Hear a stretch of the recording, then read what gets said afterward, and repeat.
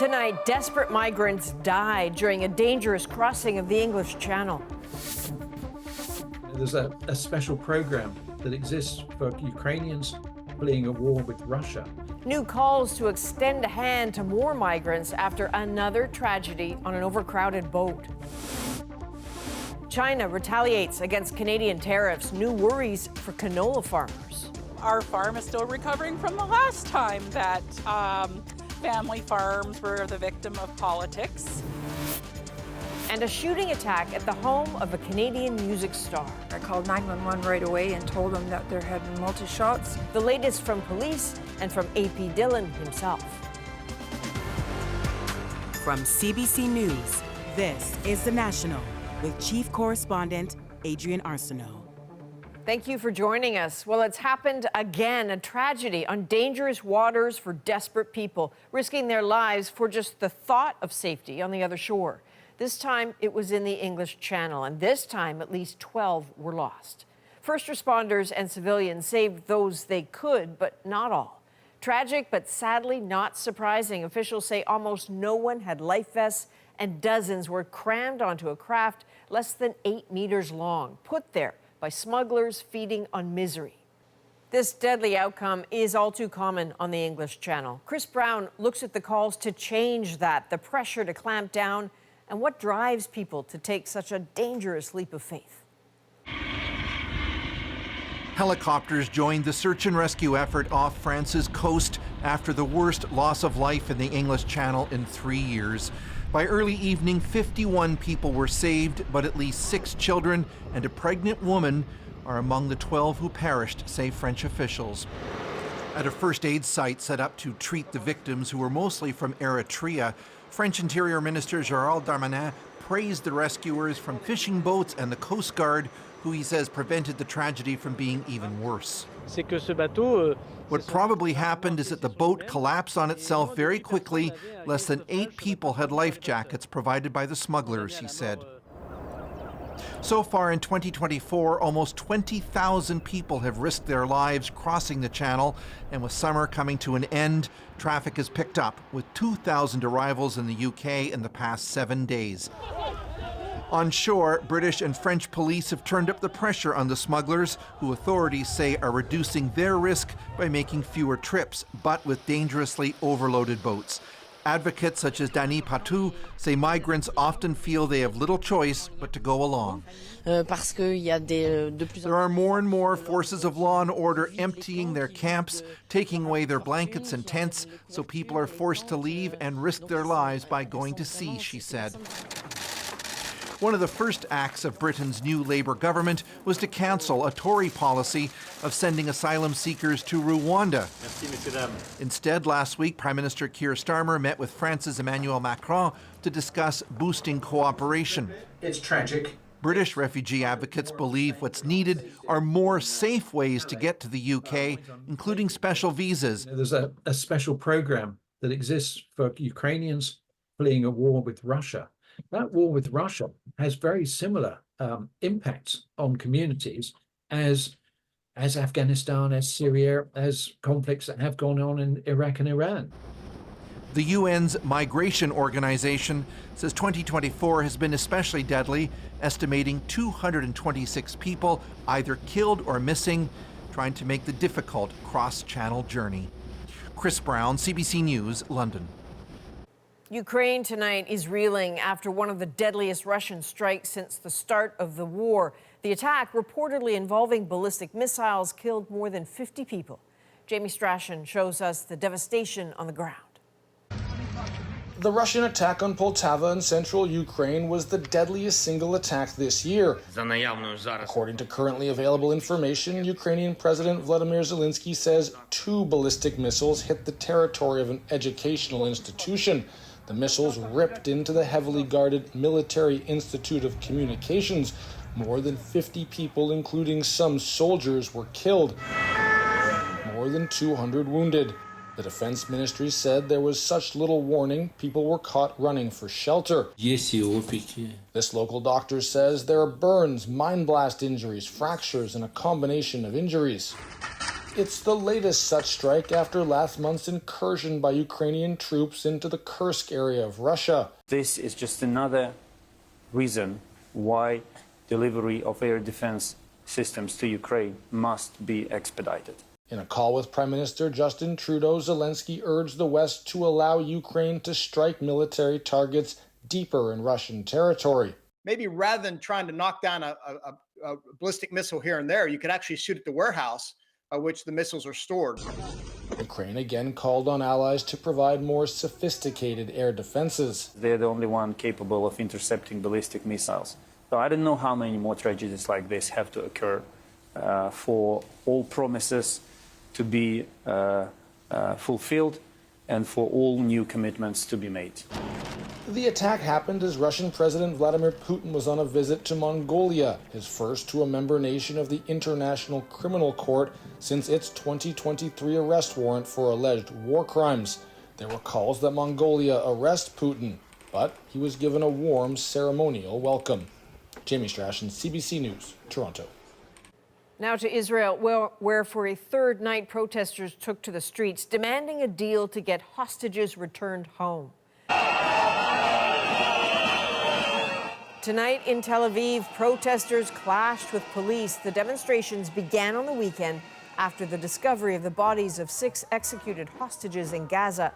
Prime Minister Benjamin Netanyahu accused of not doing enough. Meanwhile, in Gaza, reports of more devastation after a series of Israeli attacks. This video said to show one deadly strike on a college where displaced people had taken shelter. In total, over the last 24 hours, officials in Gaza say at least 35 people were killed. Now, there's one promising update on Gaza's polio vaccination campaign. Officials say more than 160,000 children were vaccinated in 2 days, surpassing the goal of around 150,000. But there's still a long way to go, with the campaign hoping to reach some 640,000 children. Back in this country, in British Columbia, police are investigating an attack on the home of a popular Punjabi singer.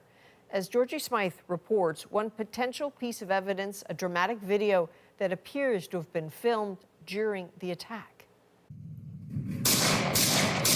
The video has scorched its way across the internet. An attacker using a phone and a gun outside a house on the outskirts of Victoria as 2 cars burn in the driveway.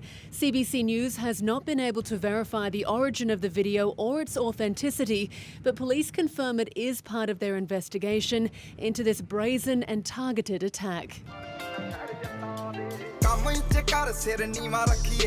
The owner of the home is rising music sensation AP Dhillon, who recently signed a major record deal. A hugely popular Indo-Canadian producer and rapper, he last year became the first Punjabi act to perform at the Junos. Finally, this brown skin is getting recognized. After the attack, he reached out to his millions of fans on Instagram saying, "I'm safe, my people are safe. Thank you to everyone who reached out. Your support means everything." The musician later shared a video of himself singing with the message, "Keep spreading love." In the daylight after the attack, neighbours described what they saw. We went to the kitchen window and I could see flames underneath the truck, and they were starting to catch the truck on fire. I called 911 right away and told them that there had been multi-shots. The extent of the damage plain to see, over a dozen bullet holes and debris scattered around the front of his house. Media in India have connected the attack to Indian gangsters. And a gang, in fact, which is already infamous for these attacks on celebrities, has taken responsibility. But in Canada, RCMP say it's far too early to say who is behind the shooting and what their motivations could be. Georgie Smythe, CBC News, Vancouver. Canadian farmers fear they are once again being caught up in a diplomatic dispute. China says it will launch an anti-dumping investigation into imports of Canadian canola. That's retaliation for Canada's new EV tariffs. Olivia Stefanovic speaks to those stuck in the middle. In the rush to get their golden crop out of the ground, news of China targeting Canadian canola imports, the last thing Jennifer Dolman and her husband want to hear again. Well, I'm not going to lie, it's disappointing. Our farm is still recovering from the last time that family farms were the victim of politics. Just 5 crops ago, canola found itself in the crosshairs of another diplomatic feud with China. This one after Canada's arrest of Huawei executive Meng Wanzhou. They're smart negotiators. They hit where it hurts. Now farmers are caught in the middle of a tit-for-tat trade battle.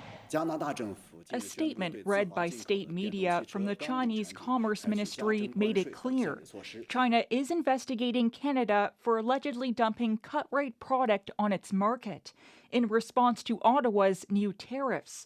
25% on Chinese steel and aluminum, and 100% on Chinese-made electric vehicles. Look, this isn't the first time that we've seen China, retaliate. In the face of that retaliation, Canada is defending its decision to follow the lead of the U.S. and European Union, an attempt to prevent China from flooding the marketplace with cheap EVs. We have to make sure that the industries that we build in this country have the ability to get off their feet. But the move carries risk for other industries. Canadian canola producers over-rely, unfortunately, on the Chinese market. The fact that they are calling this an anti-dumping investigation, it's all preordained. We know that they will impose a tariff. I expect that it will be 100%. That has Canadian canola producers bracing. So this is a big hit to Saskatchewan producers and to all canola producers in the country. Olivia, what are the next moves in this dispute? Well, Adrian, China is turning to the World Trade Organization to resolve this dispute with Canada, the world's largest exporter of canola.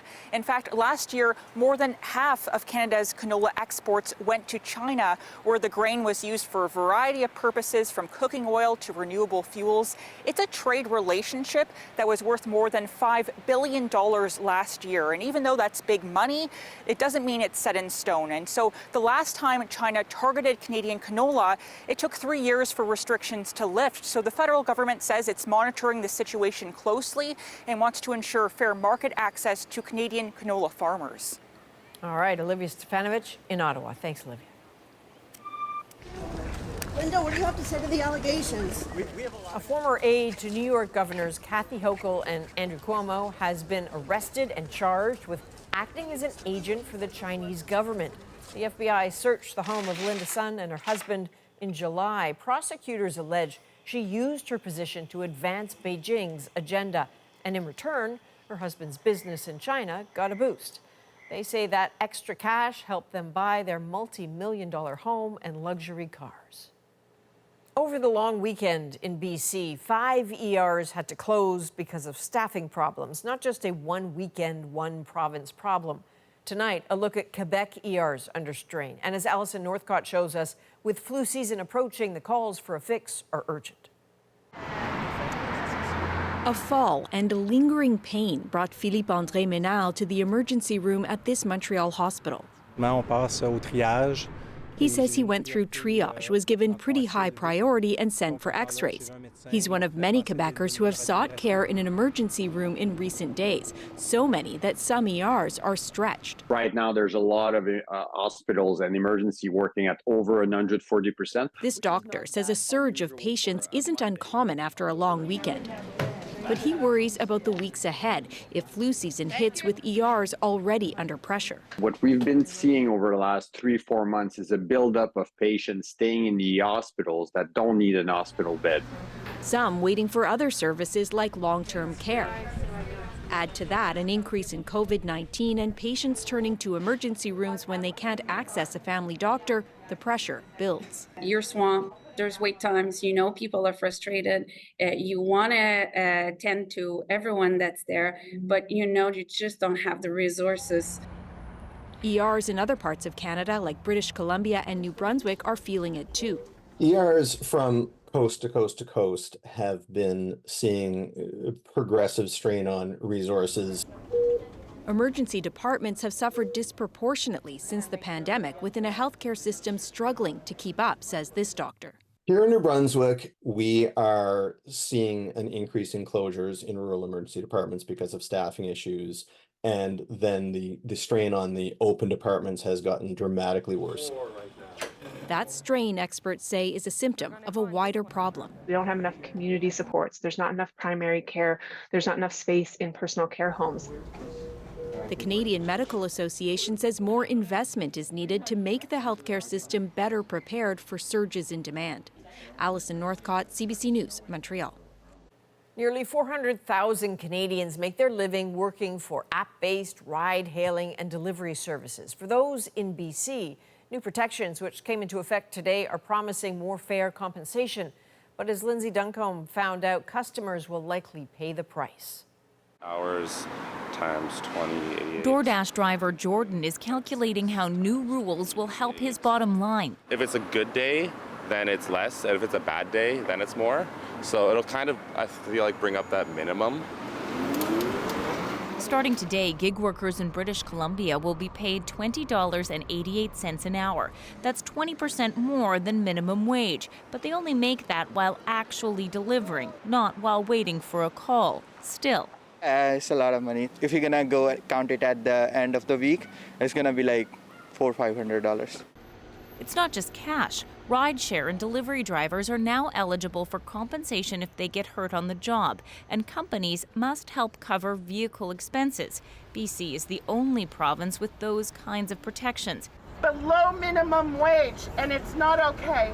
In Ontario, gig workers are angry. The government passed legislation to ensure a minimum wage 2 years ago, but it hasn't been implemented. We've been waiting for a government to recognize a lot of the abuses and a lot of the kind of erosion of labor rights that's been rampant in this type of work. But BC's new rules are expected to increase costs for customers. Uber is adding a $2 fee on all deliveries in the province. DoorDash says, unfortunately, these and other new BC regulations will significantly increase the costs of facilitating delivery across BC. Where exactly are these extra costs going to play out? Are they going to go to the consumer? Are they going to go to the company that's hiring the gig workers? Or are we going to see the gig workers eat the cost somewhere else, say in the form of lower tips? Some want to see the protections go even further. There are efforts to unionize, ensuring sick leave and holiday pay. For now, Jordan's just grateful for the extra cash. In this economy, he says every bit helps. Lindsay Duncombe, CBC News, Vancouver. A group of boaters are upset after being stuck at a small marina south of Montreal for several weeks. It's frustrating because my client had a deadline to get over there in Florida, so now we're stuck over here. What forced the closure of an important canal? Next. Plus, could a universal basic income be in our future? It took a huge weight off my shoulders. I could breathe. The controversial pilot project and those who say it was never really given a chance. And later, something very cool on the water. You know, it is just a great way to spend the summer. The big scoop on this floating ice cream shack in New Brunswick. We're back in 2.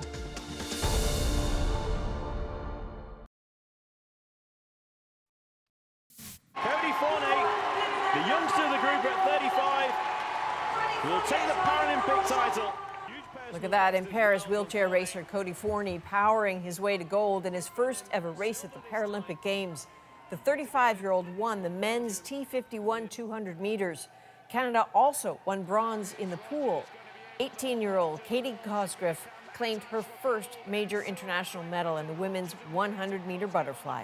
So Canada now has 13 medals, including 2 gold. A little later, I'll speak with 4-time Paralympian Stephanie Reed about what is to come in the final week. Well, a pretty frustrating experience for some boaters in Quebec, essentially grounded for nearly 2 weeks. Sarah Levitt explains what led to a much longer stay at the marina than they expected. Kevin Tétrault is supposed to be cruising south in the Atlantic right now, at the helm of a luxury pontoon boat that was set to be sold to somebody in Florida. Instead, for the past 2 weeks, he's been stuck in the small Chambly Basin, about half an hour from Montreal. It's frustrating because my client had a deadline to get over there in Florida, so now we're stuck over here. Stuck because Parks Canada was forced to close a series of locks along the Chambly Canal. It's the only boat route from the town that heads south to Lake Champlain in the U.S. and out to the Atlantic. Parks Canada says it all stems from unauthorized work on land next to the canal that affected a dike. Parks Canada says the water along the canal had to be lowered as a precautionary measure. Workers were then able to do a detailed inspection, which revealed the dike had been weakened. Fixing that meant the canal had to be closed even longer. We got less people that comes and spend the night with us. Saul Ramirez says the sudden closure has had an impact on the Chambly Marina. The business says it's lost out on about $4,000 a week. We were expecting for the beer festival this weekend. A lot of people coming. We had a lot of reservations and they canceled because of the same problem. They were not able to come here. But not everybody is bothered. The marina next door has taken very good care of us. And we've had a very enjoyable time here. It's been pretty nice. Yeah, it's a nice town. Going on. Yeah, we don't mind being stuck here for a little while. And this evening, they learned it is almost over. Parks Canada says the work is done and the canal should reopen on Wednesday. Good news for those looking to move on. Sarah Levitt, CBC News, Chambly, Quebec.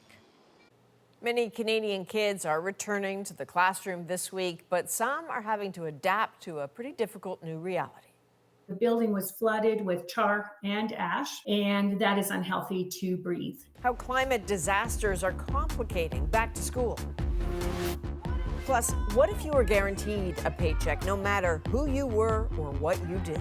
I didn't have to worry about not going hungry. Nick Purdon looks at the idea of a universal basic income. Basic income will grow the economy by more than it costs.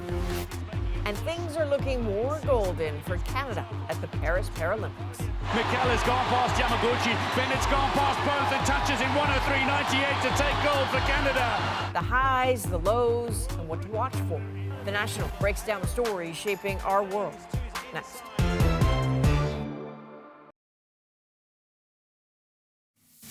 First day, they're kind of like excited but nervous same time. New friends, new teacher.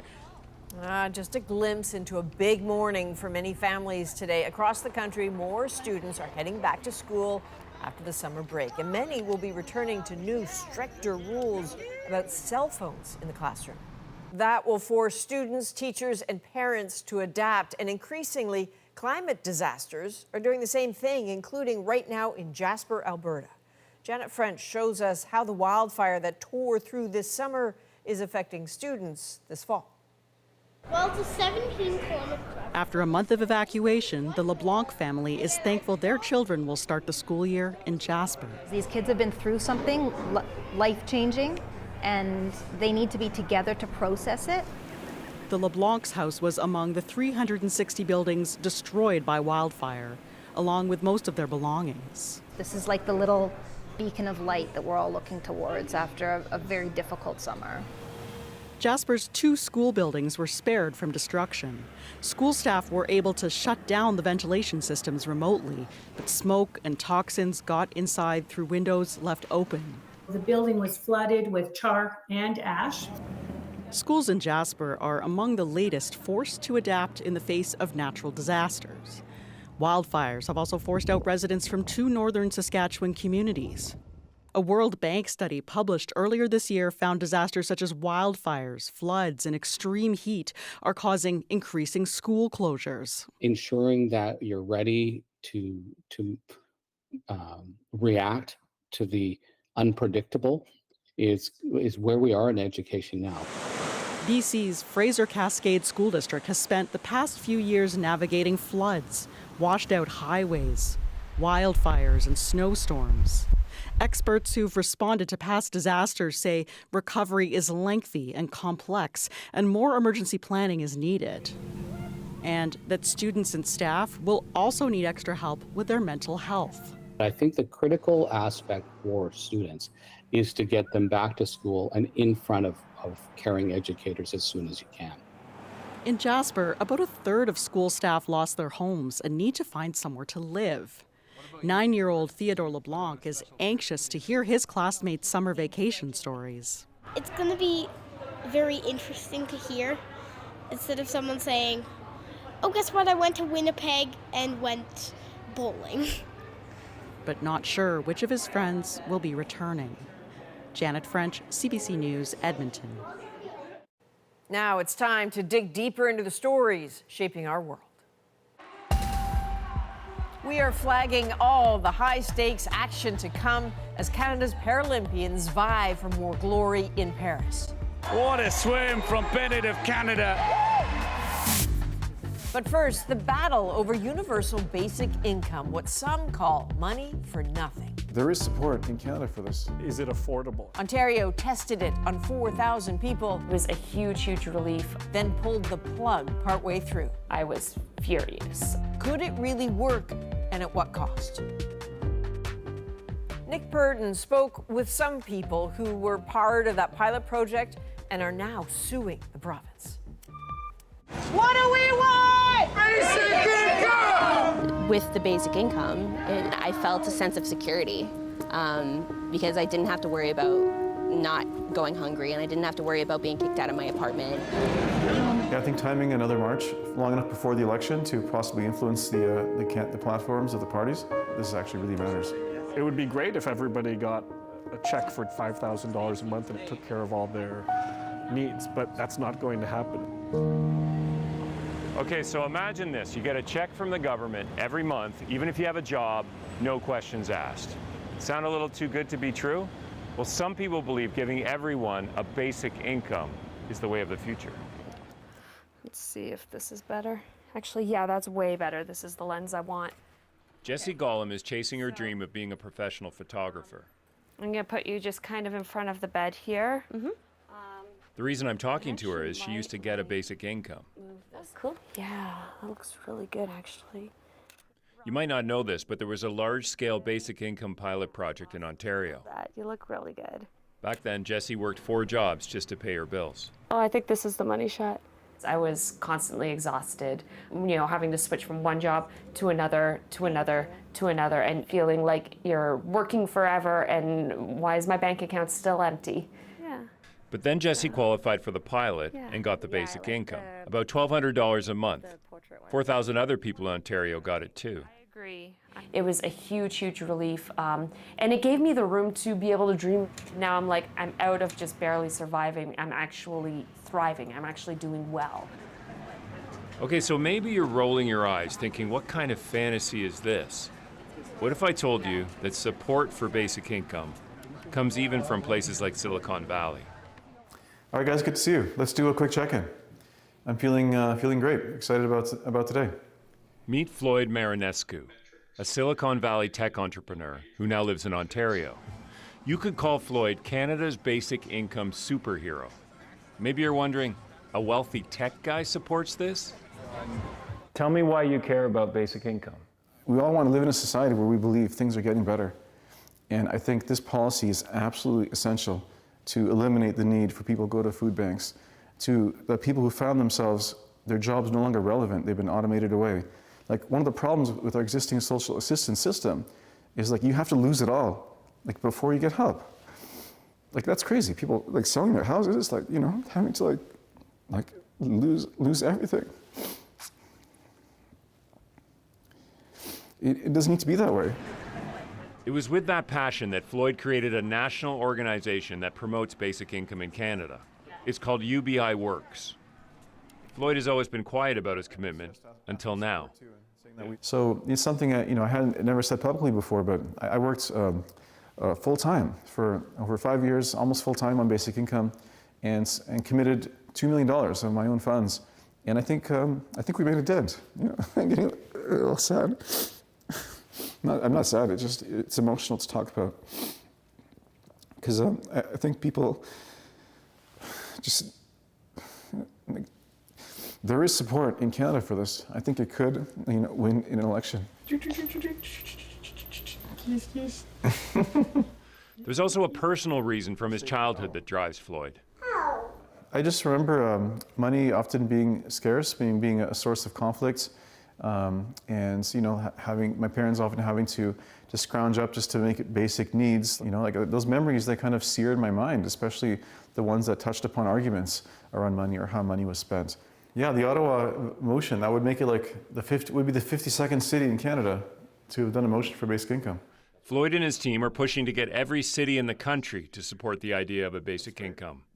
City councillors don't get a lot of emails from their constituents, so. The councillors in Ottawa have received around 200 or 200 some individual submissions from their from residents. It was Floyd's team that mobilized their supporters to send those emails. So good work, guys. This is a good way to channel our community and help them be active. Basic income will grow the economy by more than it costs. We funded research from the Canadian Centre of Economics Analysis that looked at the impact it could have on the economy, and they found that it would generate over 500,000 jobs. It could add $85 billion to Canada's GDP. I mean, it's that simple. For Floyd, basic income is good for the economy. Not surprisingly, not everyone agrees. Really, the question comes down to what problem are we trying to solve for here? Meet Sunil Johal.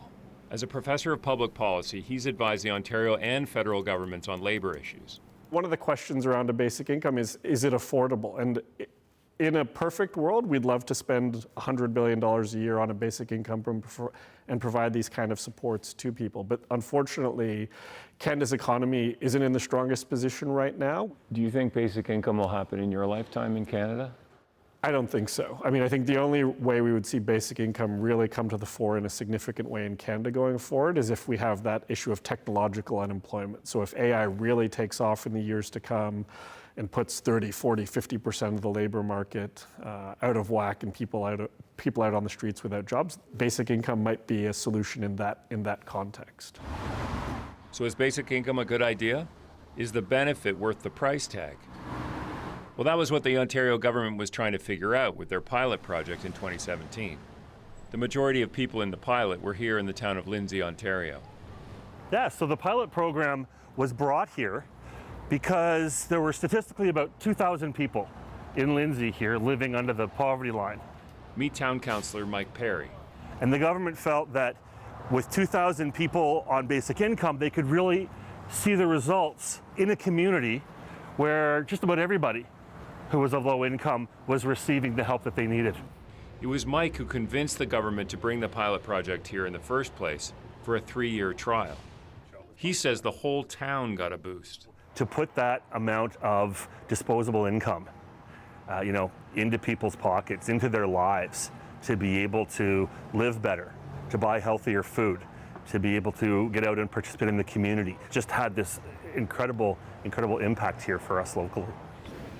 One of the people who got the basic income in Lindsay is Grace Dhillon. Grace had struggled with poverty and homelessness.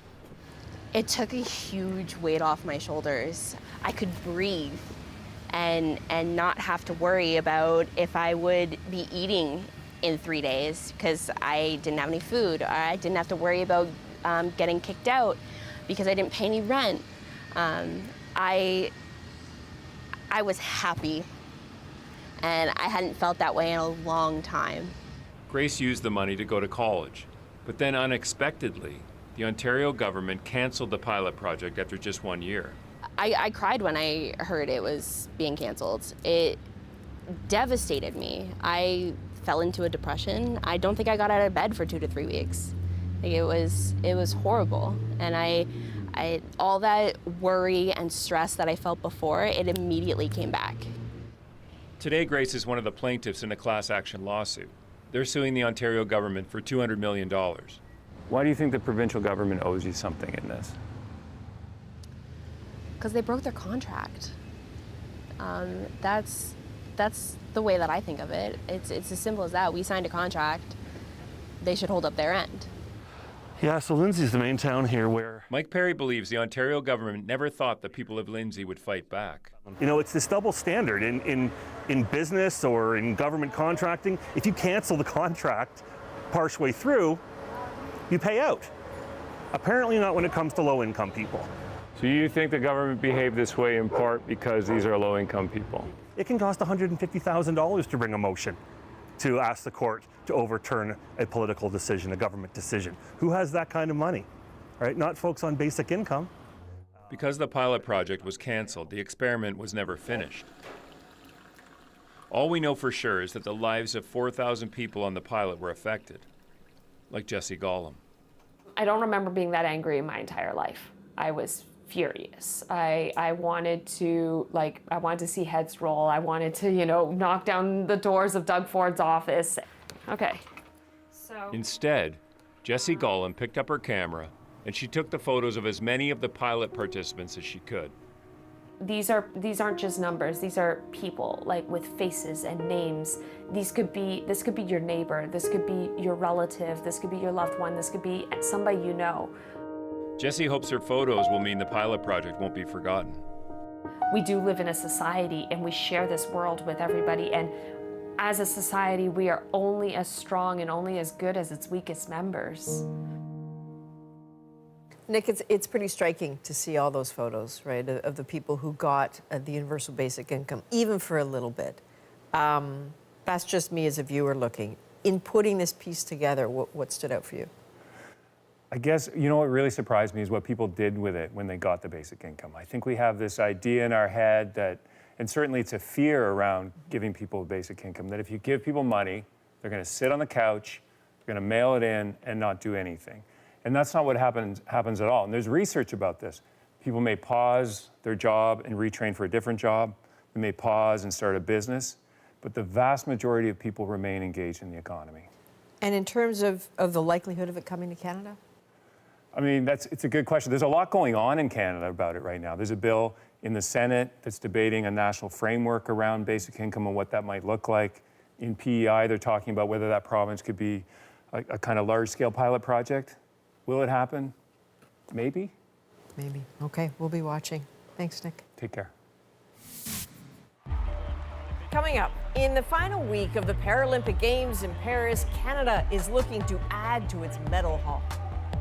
It's gold for Cody Forney. A former Paralympian and CBC host will be here breaking down what to watch for.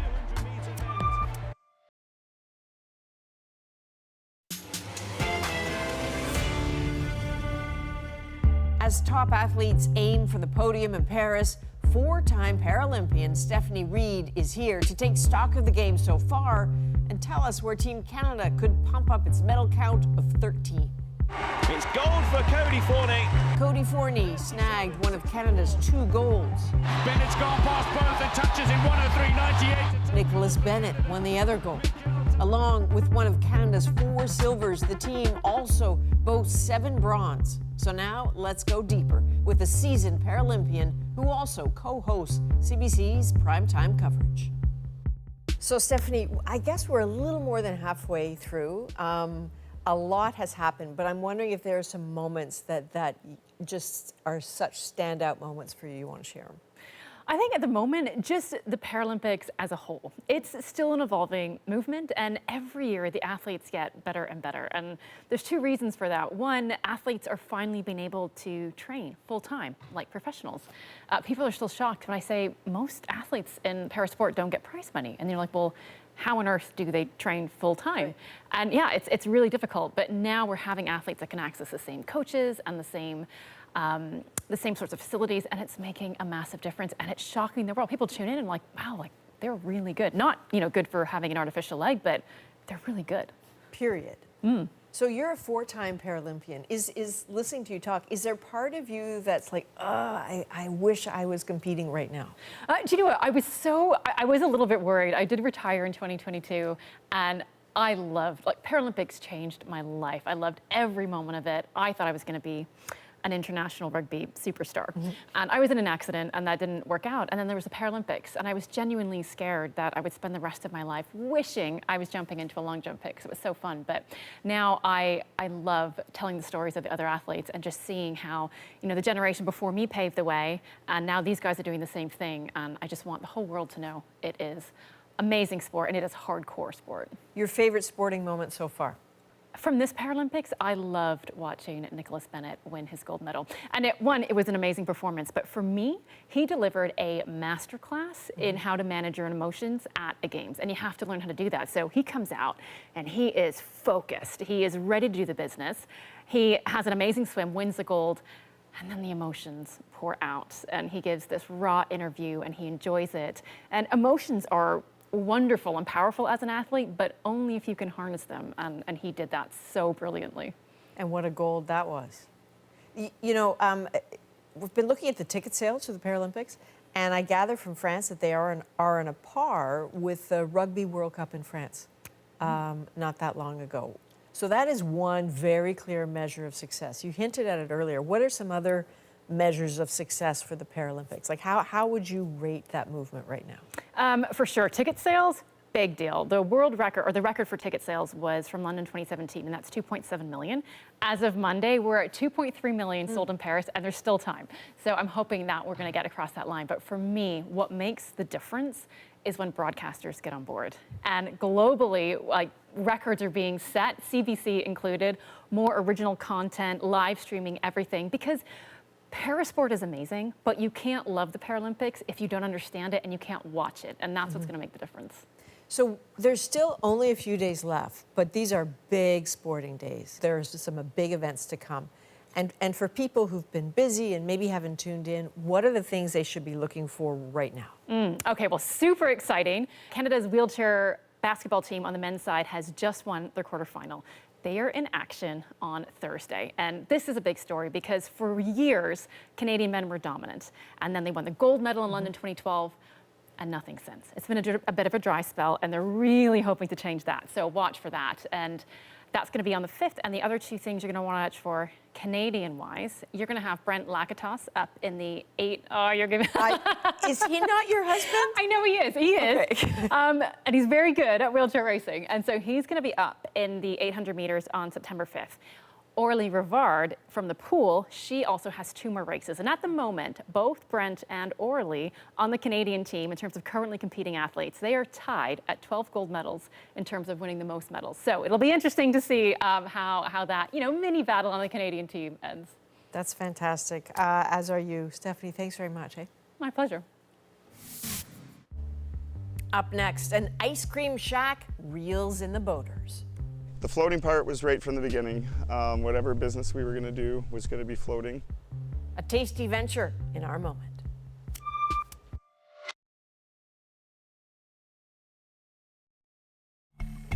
Well, you might scream for ice cream. I mean, who wouldn't? But would you row a boat for it? A New Brunswick man put that to the test when he invented the ice cream dock. So the business made waves this summer, dishing out soft serve to beachgoers and boaters. And tonight, the man behind that very good idea makes our moment. The smiles that people get from the ice cream is definitely, it's just great. This is called the ice cream dock. We have ice cream bars, different types of non-dairy, oat-based products, and plant-based products for people who require or desire that. The floating part was right from the beginning. Whatever business we were going to do was going to be floating. My wife operates a couples retreat. I took all the recycled pieces I had from the lodge and I put it together. The entire build was 75, 80%, maybe even more recycled material. We've had people from Denmark, the United States. We've had people from all over New Brunswick and Ontario and Alberta and British Columbia. It is just a great way to spend a summer.